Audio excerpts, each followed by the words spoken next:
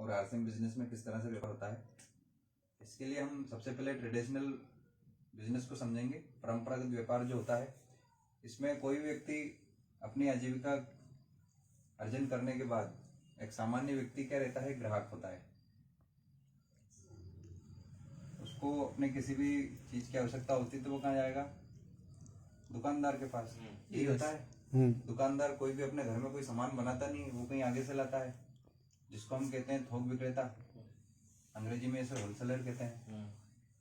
Wholesaler लाता है dealer से, डीलर भी कहीं स्टॉकिस्ट से लाता है, जो जिसको अपन कह सकते हैं डिपो, है ना। डिपो होता है या गोदाम, हिंदी में आप इसको बोल सकते हैं। स्टॉकिस्ट रहता है, स्टॉकिस्ट के आगे रहता है एक एजेंट होता है, C&F एजेंट। बीच में कई सारे एजेंट रहते हैं, लेकिन एक प्रदेश में एक ही रहता है, CF एजेंट। और कहीं माल बनता है, वो होती है कंपनी। कंपनी में किसी भी चीज का प्रोडक्शन हुआ तो आप और हम सबको पता कैसे चलता है कि कोई नई चीज लॉन्च हुई है। बीच में एक कड़ी होती है, उसको कहते हैं विज्ञापन। हर इंसान को किसी न किसी माध्यम से विज्ञापन से पता चलता है कि मार्केट में कोई नई चीज आई है, कुछ नया लॉन्च हुआ है। जैसे कोई पेन नया आया तो उसका विज्ञापन आपने टीवी में देखा होगा, कोई मोबाइल नया आया तो उसका विज्ञापन कहीं पेपर में देखा होगा। आजकल यूट्यूब जब भी आप खोलते हैं, सबसे पहले आपको विज्ञापन देखना होता है। तो विज्ञापन एक बहुत महत्वपूर्ण सर्कल है, इस सर्कल के बीच में बहुत महत्वपूर्ण कड़ी है। इसकी वजह से होता क्या है, कंपनी जो भी प्रोडक्शन करती है किसी भी चीज का, मान लो 50 रुपए की कोई चीज बनके तैयार हुई, 5% कंपनी अपना प्रॉफिट निकाल लेती है।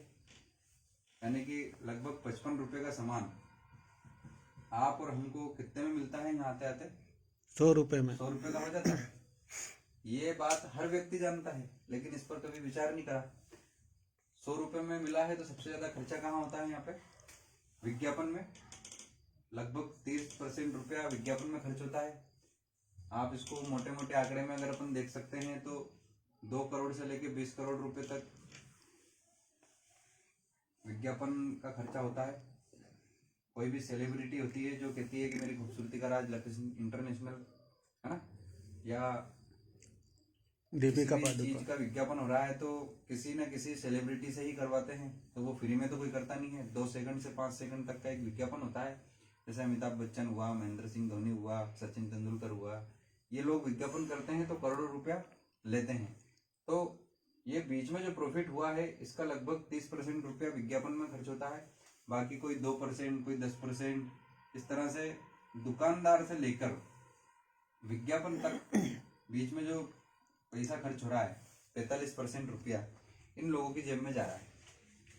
इस 45% रुपये से आपने देखा होगा दुकान वाले की बहुत बड़ी दुकान हो गई है, कोई गुमटी लेके बैठा होगा कभी, तो आज बड़ी दुकान डाल ली। थोक विक्रेता ने कुछ 4-5 और अलग चीज़ों की थोक में सेलिंग स्टार्ट कर दी होगी।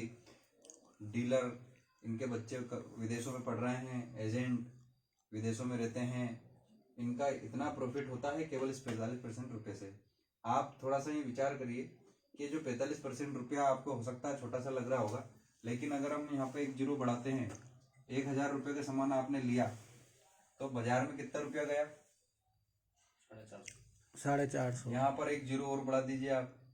एक आम इंसान 10,000 का सामान ले रहा है, 4,500 रुपये इन लोगों की जेब में जा रहे हैं। ये सर्कल है, ये बहुत महत्वपूर्ण सर्कल है। इसमें बीच में जो लोग हैं ये 45% रुपया ले जा रहे हैं। अब छोटे मोटे परिवार से ही अगर अपन उदाहरण में ले लें, साल भर में इतने की खरीदी तो ही जाती होगी, यस, लगभग 1 लाख रुपए की। तो एक साल में एक व्यक्ति मार्केट में कितना रुपया फालतू का बांट के आ रहा है, 45,000। लगभग 50,000 के आसपास, यानी कि आधा लाख रुपया। 1 लाख रुपए का सामान लिया तो आधा लाख रुपया इन लोगों की जेब में गया है। जबकि किसकी खून पसीने की कमाई है ये, ग्राहक की, एक आम व्यक्ति की, कस्टमर की। ठीक है, ये होता है सर ट्रेडिशनल बिजनेस, परंपरागत व्यापार जो परंपराओं से चला आ रहा है। इसके पहले वस्तु विनिमय हुआ करता था। जब वस्तु विनिमय के बाद मुद्रा का प्रचलन हुआ तो ट्रेडिशनल बिजनेस आया। इसमें ये सब लोग बीच में पैसा कमा रहे हैं। लेकिन आप विचार करिए, इसमें सबसे महत्वपूर्ण कड़ी कौन सी है? सबसे महत्वपूर्ण कौन है यहाँ पे? ग्राहक। ये बनाते हैं लेकिन ये खरीदेगा नहीं तो किस काम का? यस, महत्वपूर्ण कौन है? ग्राहक खरीदने वाला। कंपनी बना रही है, तो दो लोग इसमें महत्वपूर्ण मान सकते हैं अपन, एक कस्टमर और एक कंपनी। ये ट्रेडिशनल बिजनेस है। एक होता है DSM, direct selling method. Direct selling method लगभग 90 से 80 से 90 सालों से पूरी दुनिया में चल रहा है, और अपने इंडिया की बात करें तो 30 वर्षों से डायरेक्ट सेलिंग मेथड हिंदुस्तान में चल रहा है। इसमें ये बीच के बिचौलियों को हटा दिया गया है। महत्वपूर्ण कड़ी जो है एक कंपनी और एक कस्टमर, इनको सीधा इसमें जोड़ दिया गया है। यहाँ पर आम इंसान ग्राहक बनता है, लेकिन यहाँ पे आप डिस्ट्रीब्यूटर बन सकते हैं। तो ये डीएसएम के मेथड पर आरसीएम बिजनेस काम कर रहा है। आरसीएम बिजनेस है जो डायरेक्ट सेलिंग मेथड से अपना सामान बेच रहा है। आपने यह देखा होगा कि बीच में जो 45% रुपए इन लोगों की जेब में जा रहा है, इन लोगों को हटा देने के बाद ये सब लोग 45% रुपए बच रहा है इधर। यस। ये 45% रुपया जो बचा हुआ है, कंपनी ने तो अपना प्रॉफिट ले लिया पहले, तो 45% रुपया इस आम इंसान की जेब में जा सकता है। ये एक सिस्टम के थ्रू जाता है, उसके बारे में हम आगे में चर्चा करेंगे। आप बाकी प्रोडक्ट देख सकते हैं, इधर से लेकर इधर तक ये सारे प्रोडक्ट हम डायरेक्ट सेलिंग मेथड से बेच रहे हैं। आरसीएम बिजनेस एक आम इंसान को खास इंसान बनाने का मौका देता है। जय आरसीएम।